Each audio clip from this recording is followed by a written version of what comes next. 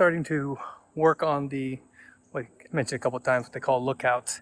It's the, so you can see it's an open area up here because when there's no good way to put it across. What you're going to end up doing is the for this last rafter here, it's actually a double on this side, but that's why you leave it out, is there's going to be pieces that go perpendicular to it that they call lookouts.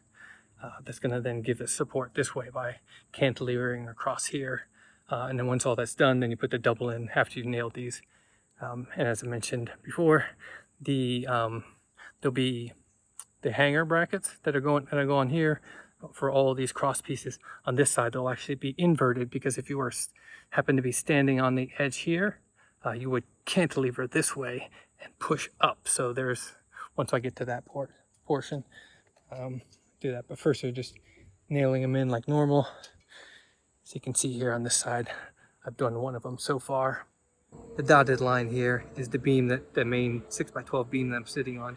So these lookouts go across and give support to the outside edge, and then from that one, you get other ones that go out, and it gives that support across the corner. So here's all your beams. And I'm going to go this way. Now this is that temporary blocking I had in there to keep it straight. So once I get one of these lookouts this way, I should be able to take that out. It's the same thing with these. Again, they have the lines to show that they've been beveled. I guess I'm gonna do one side. Okay. So it's gonna be flat up against this because this is tilted, but it's beveled on this side so that it's here. So it's just right. It's crazy 12 and 28 settings. So I'm gonna do this middle one here. So I'm gonna put one nail in this just to start it off.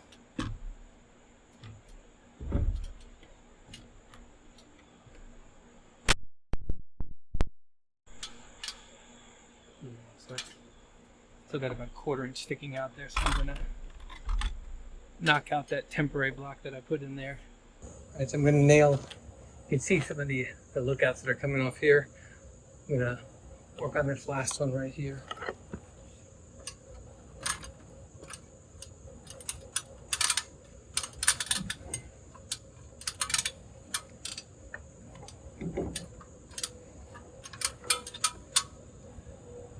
I like to get one end, one in the other, and then just pinch them.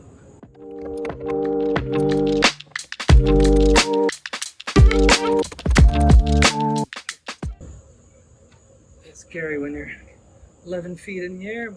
So I'm trying to put in the last double beam here, and notice it's very warped. I actually had to get this way together because if you see over here how much light I could see between it, I mean, it's kind of warped that way, but it was really, it was actually twisted down here. That was the issue, but as best I could get it. Let's see if we can, it's hard to see with the, anyways. So, but something else I have to fix is it's also warped up. So I think I'm just going to put one nail in over there just to try this out to see how much I can do. But if you see, I mean, it's like 3/8 of an inch warped up, which is really going to affect the roof. So I was able to get the warp out of it. Took a lot, took 2 clamps on here. That one's actually loose. I got the little bit heftier one here. You see I got flat within. I mean, it's good. There's still some gap up here. I'll probably bring a clamp over here, but once I start nailing it, I'm going to put quite a few nails in this just to make sure it's held together and put them at different angles, you know, this way, kind of run down. This one's actually tough, even with the clamps, just getting enough power, just squeezing. So what I found actually helped is I put all my weight sitting on here and just I would bounce while I clamped. So I would have pressure, and as soon as I bounced down, you know, I would pull it so that my weight pushed it down while the clamp, and then the clamp was able to hold it. So that side is all done, and I'm working on this other side, doing the same thing, doing the lookouts this way. Eventually the lookouts go there in the corner. One thing that I think I learned from the last time is to put, so you got these are going to be the double joists that sit this way that take those other lookouts that go down slope and up slope. is to put this one in, put that one in, and that gets it mostly squared up. Got this lookout going this way, and so I have to do these 3 lookouts that are parallel to the regular joist you can see over there, the same way over here. I think what I found kind of working on the other one, so it's pretty unstable in the corner over there because there's no support for almost 4 feet, is to, I did these this way, that makes this stronger, and I'm going to go in the middle here, first one, because that one out there is pretty shady going out there, so I'm going to do this one first. I like using the clamps today. Everything seems to be off. Before I was kind of over there trying to use one hand.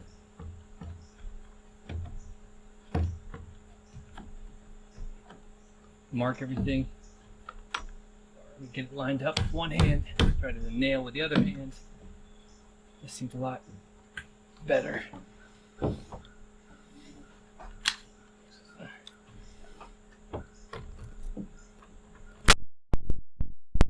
One end there. A lot more stable. Can support a little bit of weight.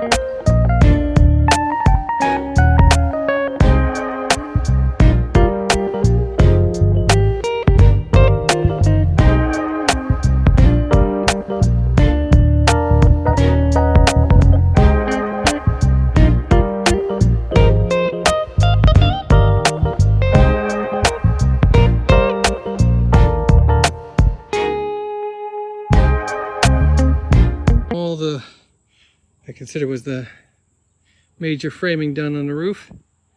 And here's the storage area, this is the open area, this is the back that slopes down, slopes up. So all the lookouts, everything in place here. See, it's strong enough standing on it. I thought I was pretty much done. This one isn't too bad, so you can see these right here, the purple and green. Right where my foot is, actually. Oops, sorry, I got it tilted. There we go. That way. Purple and the green. Right where my foot is. Purple. So there needs some blocking out there to support the deck. And then you have to extend these lookouts, like where I'm standing. The orange and the blue need to continue blocking all the way down there, so that's great fun. So I'm working on the blocking here. You can see you can imagine it's pretty repetitive. It's not really much to it. One thing I did do was, so it's essentially you're just carrying this line from the lookouts over there all the way across here. So I measured back, made a line, the other one, and the other line, and then used my level or just a straight edge to get a line here. Work from one side down, so work the same direction so that as you put a block in there, you can get it from the end. Then you only have to toenail one side, and then this next one goes in here again, and you can end nail it and only have to toenail that. And then by the time you get to the end, you're gonna have to toenail both sides, but it makes it a little bit quicker.